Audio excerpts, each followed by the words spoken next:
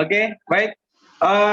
Jadi pendekatan yang paling harus ibu hindari adalah pendekatan hukum. Contoh, mohon maaf, bukan contoh ya, saya rawat. Pendekatan hukum ini biayanya tinggi. Sebentar. Bu Mita, tolong suaranya. Halo. Oke, pendekatan hukum ini harus dihindari. Jangan sekali-sekali kalian mendekati yang namanya hukum kalau kalian tidak paham. Kenapa?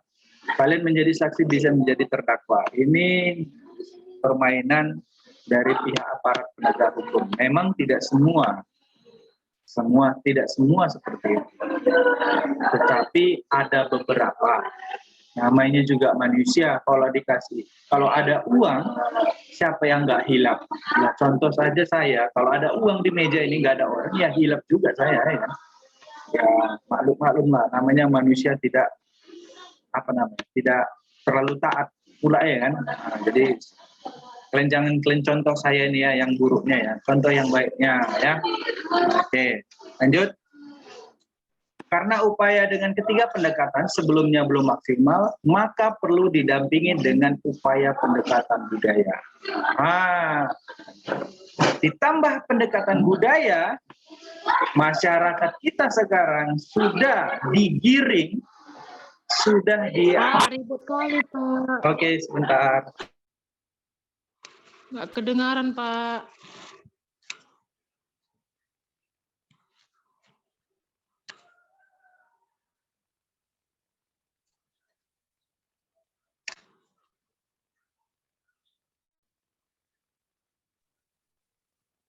Suara Bapak yang nggak kedengaran.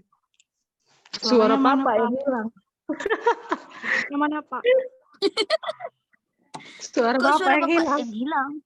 Oh iya, Kami di sini. memang saya mute tadi. Oke, udah nggak ribut lagi kan? Memang paham lah kalian.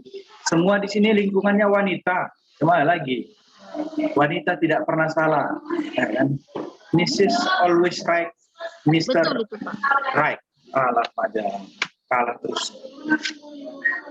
Baik, ya pendekatan budaya adalah disinilah yang saya bilang tidak pernah terjadi hal yang positif. Karena budaya kita ini kalau dicampurkan, apalagi campur adat Batak, adat Minang, adat Jawa, udah beda-beda ini. Inilah yang kalau menurut saya, katanya di sini biaya tidak besar ya kan. Memang betul, biaya tidak besar. Tapi pelaksanaan kegiatan budaya atau adat budaya itu besar. Kita contoh aja, cinta. Nikah dalam agama itu murah, ya kan? Tapi nikah dengan menggunakan adat mahal, ya kan? Nikah dengan dengan mengandalkan hanya sebatas agamanya, nikah agama, pakai baju hitam putih peci selesai, ya kan? Tapi kalau nikah adat, ada yang adat Jawa, baju adat Jawa, ya kan? Baju adat Melayu, ada baju adat Batak, Minang, Karo, dan yang lainnya. Jadi tradisi-tradisi adat tersebut mahal biaya untuk pelaksanaannya. Jadi ibu-ibu sekalian, untuk pendekatan budaya, malah kalau menurut saya di sini adalah bisa cenderung peluang untuk melakukan korupsi. Jadi pekerjaan kita tidak sesuai dengan gaji yang kita terima, kalau kita mau menikah malah mengeluarkan biaya yang cukup besar. Dan kalau sudah seperti itu, maka peluang korupsi atau peluang dia melakukan korupsi sangat tinggi. Ya. Kita lihat aja, habis berapa biaya pesta di sana. Itu bagi pegawai yang yang mau menikah. Apalagi ini ada pegawai yang sudah menikah, anaknya 5. Macam hitung-hitunglah kalau zaman sekarang itu pasti kalau nggak ada uang sampingan, pasti akan melakukan yang namanya korupsi. Kalau tak melakukan korupsi, minimal adalah tak uang yang lain itu. Logikanya di mana coba? Harga sembako 1 kali makan sekian, gaji sekian, tak cocok kalkulasinya. Jadi dari mana uang tambahan tersebut? Itulah tadi, walaupun katanya korupsi, rezeki dari Yang Maha Kuasa.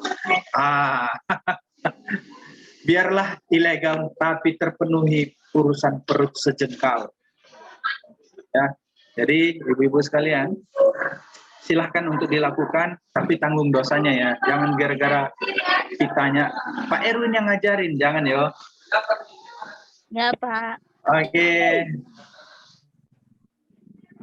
Di sini adalah saya bahas untuk tujuan membangun karakter anti korupsi kompetensi mahasiswa.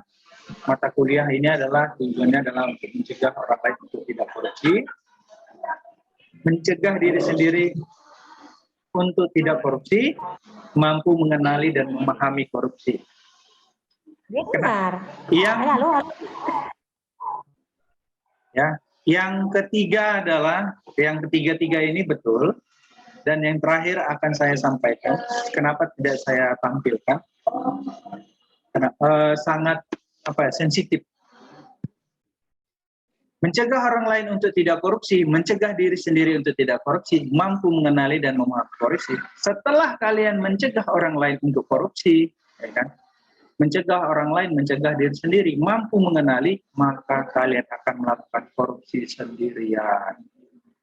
Atau lakukanlah korupsi. Karena kenapa?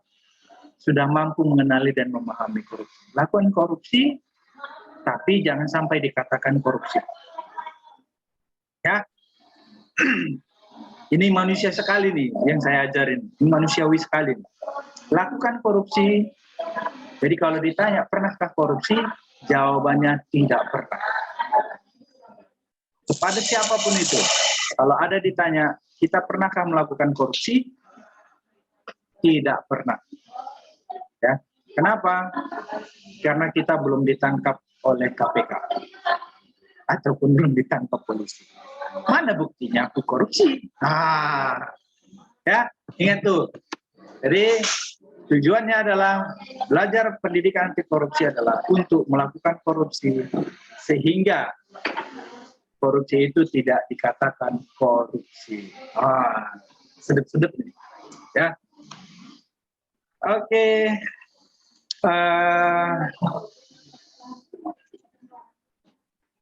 Kita membahas tentang peran warga. Terakhir, ya, ini materi saya yang terakhir adalah peran warga masyarakat membangun komunitas anti korupsi, dan peran di sini adalah salah satunya adalah peran mahasiswa. Jadi lingkungan keluarga, lingkungan masyarakat harus memahami ini. Dan saya ingin mengajak ibu-ibu hari ini yang mengikuti Zoom ataupun angkatan stambuk hari ini, silahkan kita ataupun silahkan kalian membentuk komunitas anti korupsi. Ya kan? Kapankah komunitas anti korupsi itu ada? Ya. Kapan komunitas anti korupsi itu dibuat? Semenjak adanya korupsi. Ya, kalau nggak ada, kenapa ini buat?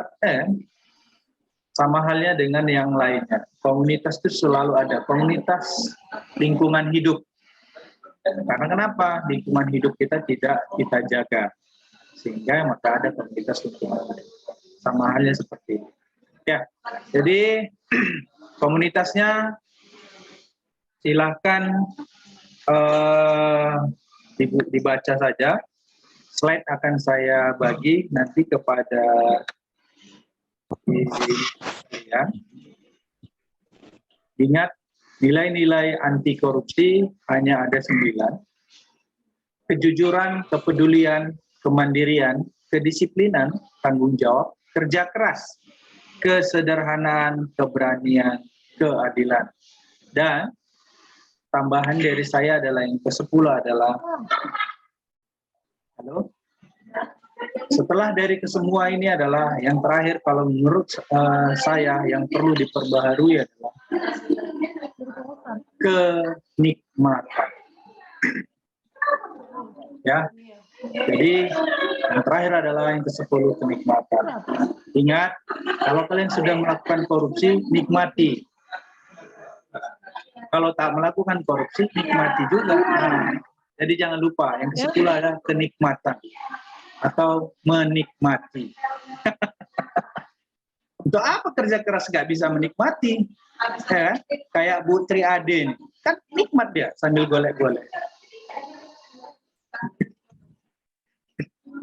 Hei kan? Baru bangun duduk. Jadi nikmati ya. Jadi itu saja untuk hari ini. Untuk masalah prinsip-prinsip anti korupsi, silakan dibaca untuk selanjutnya. Saya mencukupkan materi kita hari ini, dan silahkan ibu-ibu sekalian, nanti akan saya bagikan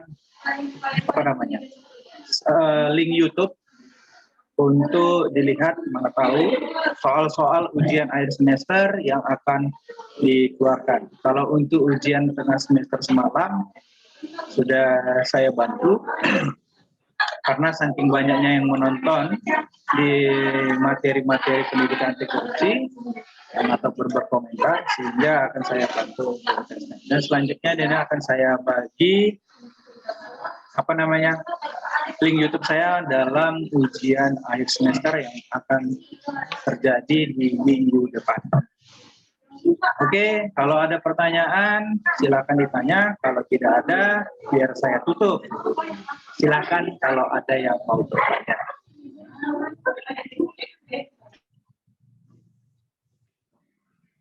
Ada pertanyaan?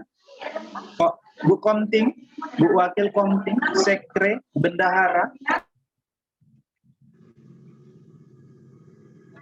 atau kawan-kawan yang lain ada yang ingin bertanya? Kalau tidak ada, biar kita enceng aja.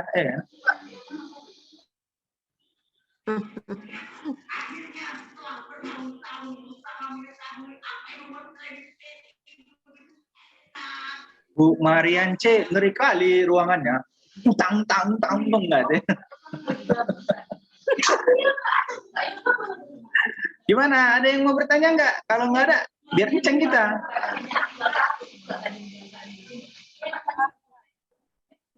Gimana? Ini mau tanya, Pak. Oh, silakan. Ini kan saya kan terlibat dalam pelayanan di bidang BPM kan. Nah, terus apa hubungannya dengan pelajaran ini anti korupsi? Dari mana kami mau korupsi? Baik, BPM itu apa, Bu? Kalau boleh saya tahu kepanjangannya. Bidan praktek mandiri lah. Praktek mandiri bidan. PMB. Baik. Bidan praktek mandiri ya.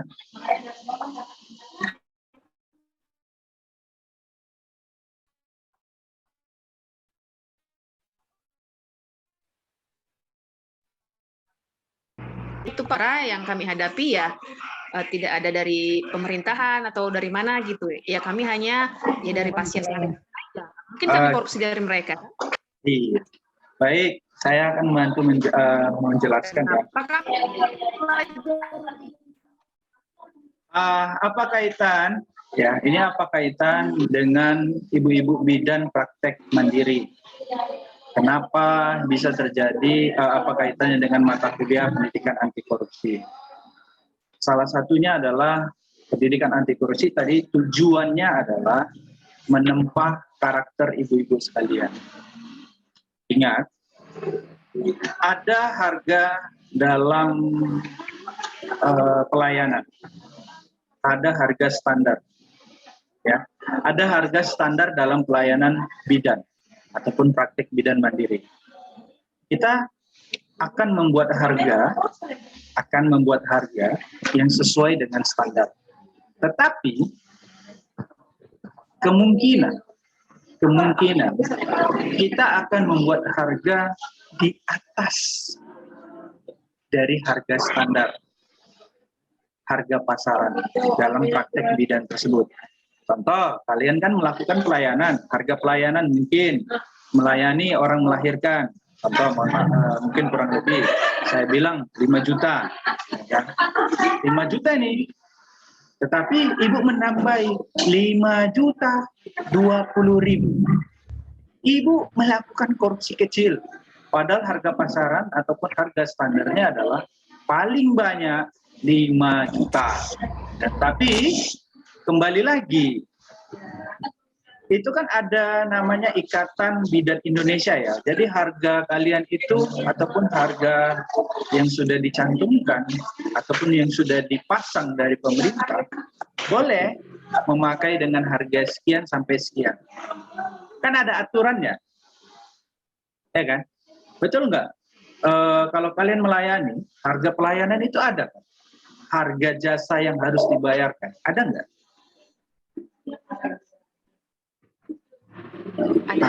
Ada kan?